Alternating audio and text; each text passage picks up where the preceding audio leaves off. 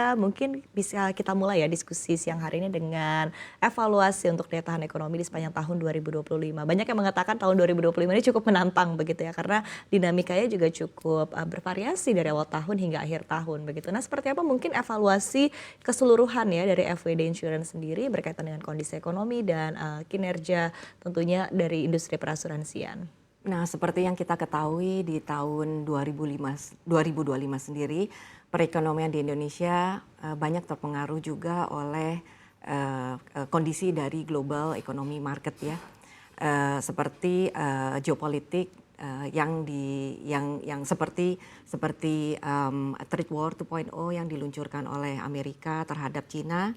Dan juga emerging market, negara-negara di emerging market yang pastinya mempengaruhi dari kondisi market ekonomi di Indonesia juga. Nah, seperti kita lihat juga tekanan geopolitik di Timur Tengah yang mempengaruhi harga komoditas dan juga nilai tukar mata uang asing juga mempengaruhi keadaan ekonomi di Indonesia. Akan tetapi kalau kita melihat di sisi lain, pemerintah Indonesia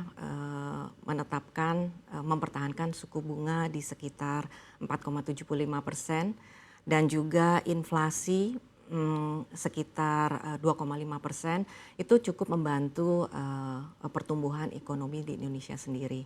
Nah, hubungannya dengan pertumbuhan dari asuransi jiwa, kami mencatat bahwa di tahun 2025, seperti yang dicatat oleh Asosiasi Asuransi Jiwa Indonesia, bahwa pertumbuhannya sedikit terkontraksi sekitar 2,0% year on year.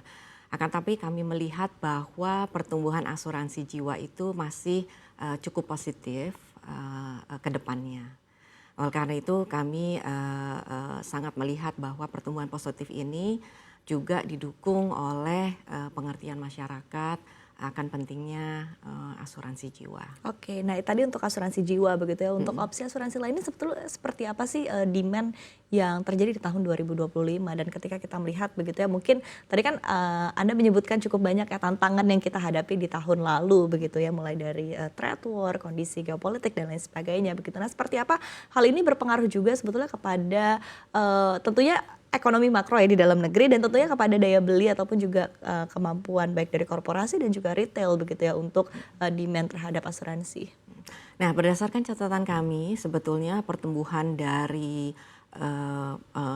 jiwa yang terproteksi itu di tahun 2025 sendiri ada sekitar 132 juta jiwa yang sudah terproteksi. Nah, 15%-nya adalah dari individu dan 85%-nya dari korporasi. Dan kami melihat bahwa kesadaran masyarakat untuk pentingnya asuransi, terutama dari asuransi kesehatan atau asuransi jiwa itu cukup bertumbuh dan kesadarannya pun cukup meningkat pentingnya dari asuransi itu sendiri. Jadi selain asuransi jiwa, asuransi kesehatan adalah salah satu asuransi yang cukup pertumbuhannya dilihat positif untuk kedepannya. Oke, kalau secara tadi ya gambaran permintaan sendiri terhadap berbagai produk perusahaan dan juga segmen bisnis yang menjadi penopang pendapatan premi perusahaan sendiri, seperti apa sih sebetulnya di tahun 2025 kemarin begitu ya? Apakah memang sebetulnya masih cukup ditopang oleh produk asuransi kesehatan konvensional atau justru unit link? Tapi kalau kita lihat datanya tadi dari unit link malah turun begitu ya. Tapi seperti apa sebetulnya dinamika demand terhadap produk-produk dari asuransi sendiri begitu?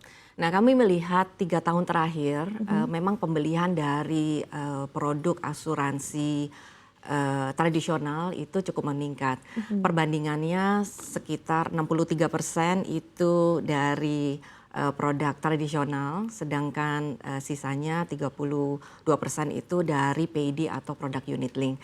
Nah, kami melihat bahwa pergantian ini menjadi hal yang cukup positif, di mana artinya adalah masyarakat sudah mengerti bahwa pentingnya asuransi itu dari sisi proteksinya. Karena jika dilihat ya PID atau unit link itu selain proteksi ada unsur investasi. Jadi tidak 100% proteksi.